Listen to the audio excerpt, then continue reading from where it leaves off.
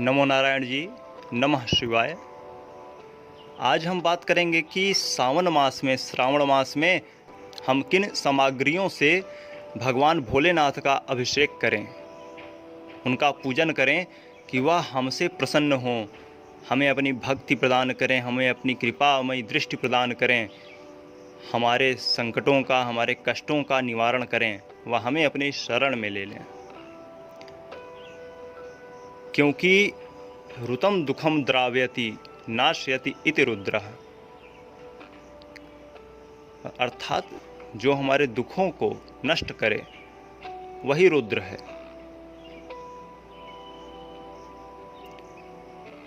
रुद्र मतलब भगवान शिव, भगवान भोलेनाथ। बहुत से लोग रुद्र और भगवान भोलेनाथ में अंतर समझते हैं, ऐसा नहीं है। रुद्र और शिव एक दूसरे के ही पर्यायवाची हैं। शिव को ही रुद्र कहा जाता है। इनका एक पाठ बड़ा प्रचलन में है, रुद्राष्टाध्यायी, जो रुद्राभिषेक कराते हैं आप लोग। तो रुद्राभिषेक भगवान शिव को प्रसन्न करने का सबसे प्रभावी उपाय है। श्रावण मास में किसी भी दिन, या शिवरात्रि के दिन, या सोमवार को, या प्रदोष को, या कभी भी, सावन में तो पूरा महीना ही मुहूर्त है। कोई शिववास देखने की, कोई तिथि मुहूर्त नक्षत्र देखने की कोई भी आवश्यकता नहीं है।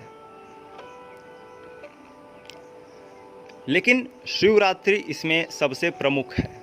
इस दिन अभिषेक किया जाए, उनका पूजन किया जाए तो इसकी महत्ता और बढ़ जाती है।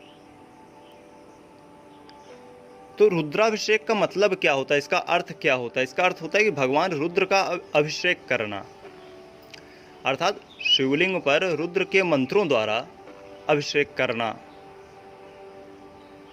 जीवन में कोई कष्ट है, कोई मनोकामना है, तो सच्चे मन से रुद्राभिषेक करके देखें, निश्चित रूप से अभीष्ट लाभ की प्राप्ति होती है। जिस सामग्री से हम रुद्राभिषेक कर रहे हैं, उस सामग्री के जो अधिपति देवता हैं, जो अधिपति ग्रह हैं, उनसे संबंधित दोषों से और रोगों से, कष्टों से छुटकारा प्राप्त होता है। बस संकल्प उचित होना चाहिए। संकल्प क्या होना चाहिए, इसका एक वीडियो देखिएगा आप। पूजा पाठ की प्लेलिस्ट में पूजा पाठ कैसे करें उसका 2 वीडियोज़ है, उसमें मिल जाएगा आपको। तो संकल्प उचित होना चाहिए। शिवरात्रि है, प्रदोष है, सावन के अन्य सोमवार हैं, इन पर रुद्राभिषेक करिए। जीवन में चमत्कारिक बदलाव आपको महसूस होगा। आपकी मनोकामनाओं के हिसाब से आप सामग्रियों में परिवर्तन कर सकते हैं। उदाहरण के स्वरूप, जैसे किसी को वाहन इत्यादि चाहिए, पशु इत्यादि की कामना है, तो उन्हें दही से अभिषेक करना चाहिए शिव जी का। कोई रोगी है, कोई असाध्य रोग है, उसका निवारण नहीं हो रहा है, दवाएं काम नहीं कर रही, तो आपको कुशा के जल से या कुश की धारा से भगवान भोलेनाथ का अभिषेक करना चाहिए। इसके बारे में और जानकारी चाहिए तो अपने अगल बगल के पंडित जी लोगों से पूछ लीजिएगा, वह बता देंगे आपको। तो जो भगवान शिव हैं, इन्हीं का जो प्रचंड रूप है वही रुद्र है। इनके अभिषेक से सभी प्रकार की बाधाओं का, सभी प्रकार की समस्याओं का नाश होता है। रुद्राभिषेक में शुक्ल यजुर्वेद के रुद्राष्टाध्यायी के मंत्रों का पाठ किया जाता है। अभिषेक कई प्रकार के होते हैं। शिव जी को प्रसन्न करने का सबसे उत्तम जो मार्ग है वह है रुद्राभिषेक। इसे स्वयं करें या ब्राह्मणों द्वारा कराएं, इसका फल बहुत ही अद्भुत मिलता है। शिव को जलधारा बहुत प्रिय है, इसीलिए माँ गंगे देखिए उनके सिर पर ही विराजमान है। रुद्र हृदयोपनिषद में कहा गया है, सर्वदेवात्मको रुद्रः सर्वे देवाः शिवात्मकाः रुद्रा प्रवर्तते बीजं बीजयोनिर्जनार्दनः यो रुद्रः सा स्वयं ब्रह्मा यो ब्रह्मा सा हुताशनः ब्रह्म विष्णु मयो रुद्र अग्नि सोमात्मकम जगत। अर्थात रुद्र ही ब्रह्मा है, रुद्र ही विष्णु है, रुद्र में ही सभी देवताओं के अंश हैं। अग्नि इत्यादि भी रुद्र से ही उत्पन्न है।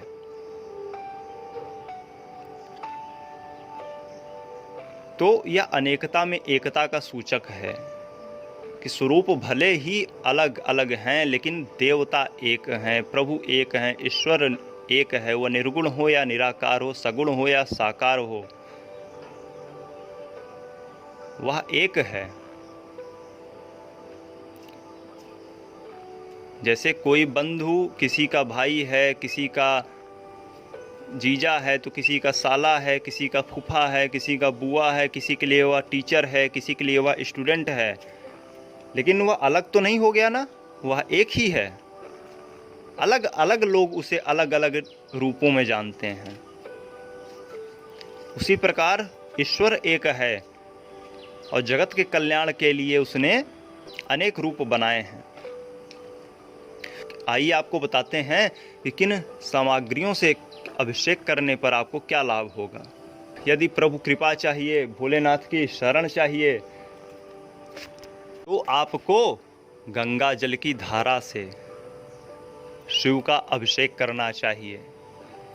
साधारण जल से भी आप अभिषेक कर सकते हैं। गौ का दुग्ध हो, गौ का दूध हो तो उससे आप अभिषेक कर सकते हैं। जैसे किसी का रोग है या असह्य पीड़ा है, दुसह दुख है, तो उसे कुश के जल से अभिषेक करना चाहिए। मकान की, वाहन की, पशु पक्षी आदि की इच्छा है तो दही से अभिषेक करिए। यदि लक्ष्मी प्राप्ति की इच्छा है, कर्ज बहुत बढ़ गया है, धन में वृद्धि के लिए, व्यापार में वृद्धि के लिए आप चाहते हैं, तो आपको गन्ने के रस से अभिषेक करना चाहिए। इसके अलावा आप जलवा शहद से अभिषेक कर सकते हैं। यह भी धन के लिए आपको लाभकारी रहेगा। बस संकल्प वाली बात याद रखिएगा।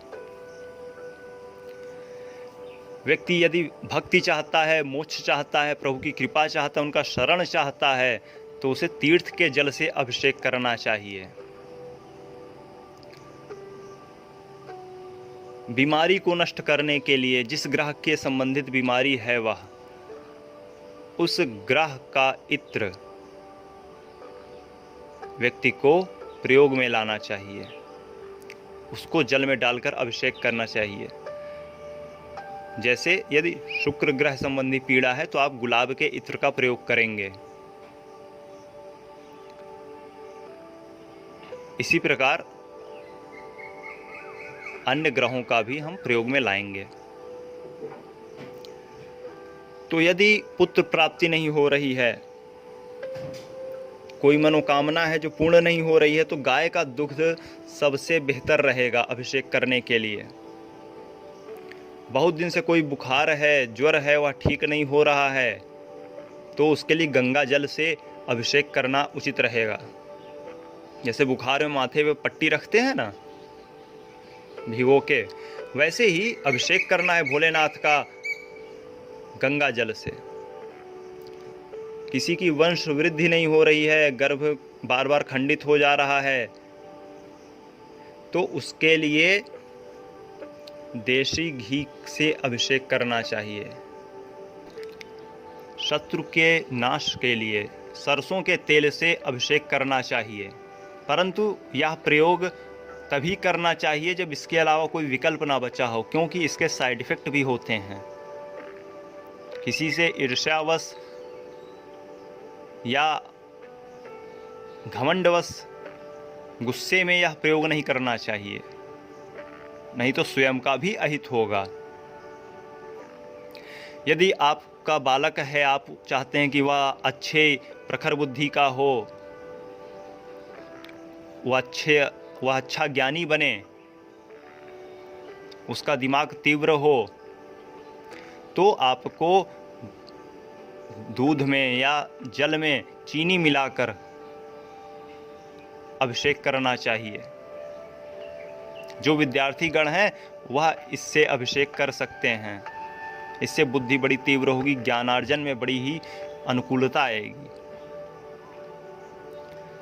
जो पापों से मुक्ति चाहते हैं उन्हें शहद से अभिषेक करना चाहिए।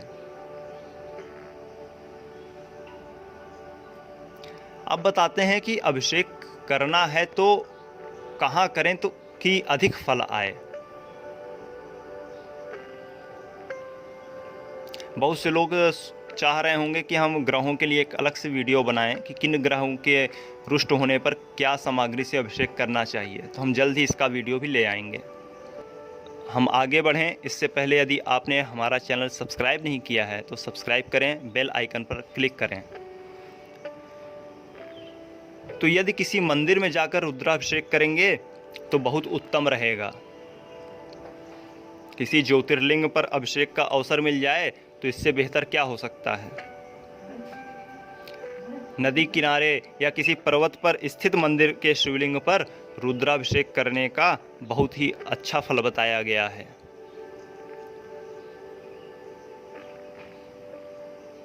कोई ऐसा मंदिर हो जिसके गर्भगृह में शिवलिंग की स्थापना हो तो वहां पर अभिषेक का बड़ा ही बढ़िया महत्व है।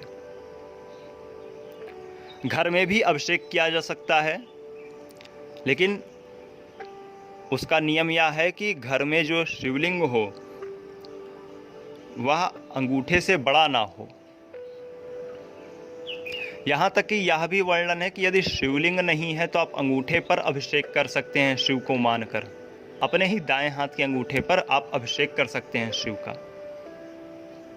हमारे जानकारी में कुछ लोग हैं उनका वर्षों से नियमित अभिषेक है, वह स्वयं से प्रतिदिन अभिषेक करते हैं। और अनुभव वाली बात बता रहा हूँ, उनके जीवन में उनको किसी भी कमी ने बड़े दिनों तक परेशान नहीं किया है। वह जो चाहते हैं वह होता रहता है। ऐसी अद्भुत महिमा है। भाग्य की रेखाएं बदलती देखी हैं हमने नियमित अभिषेक करने से। या सावन मास के जो व्यक्ति पूरा अभिषेक करते हैं तो जितना अधिक आप कर पाएँ उतना अच्छा। बात ध्यान में रखनी है कि रुद्राभिषेक के लिए तांबे के बर्तन को छोड़कर किसी अन्य धातु के बर्तन का प्रयोग करना चाहिए। तांबे के बर्तन में दूध, दही या पंचामृत नहीं डालना चाहिए, उसका स्वाद कसैला हो जाता है। क्योंकि तांबे के साथ यदि दूध का संपर्क हो गया तो वह विष समान हो जाता है, वह अभक्ष हो जाता है। इसलिए तांबे के पात्र में दूध का प्रयोग वर्जित है। यदि जल से आप अभिषेक कर रहे हैं तो कोई दिक्कत नहीं है, तांबे का भी प्रयोग कर सकते हैं। वायु पुराण में आया है कि यश्च सागर पर्यंताम सशैलवन काननाम सर्वान्नात्म गुणोपेताम सुवृक्ष जल शोभिताम दद्यात कांचन संयुक्ताम भूमिम चौषधि संयुताम तस्मादप्यधिकम तस्य सकृदुद्र जपात भवेत। अर्थात कोई व्यक्ति यदि समुद्र पर्यंत वन हो, पर्वत हो, जल एवं वृक्षों से युक्त पृथ्वी हो, उसका दान करे, धन धान्य सुवर्ण और औषधियों से युक्त पृथ्वी का दान करे, तो उससे भी अधिक पुण्य तब प्राप्त होता है जब व्यक्ति भक्ति भाव से रुद्राभिषेक करता है। तो क्या यदि हम में भक्ति भाव नहीं है तो हमें फल नहीं मिलेगा? ऐसी बात नहीं है।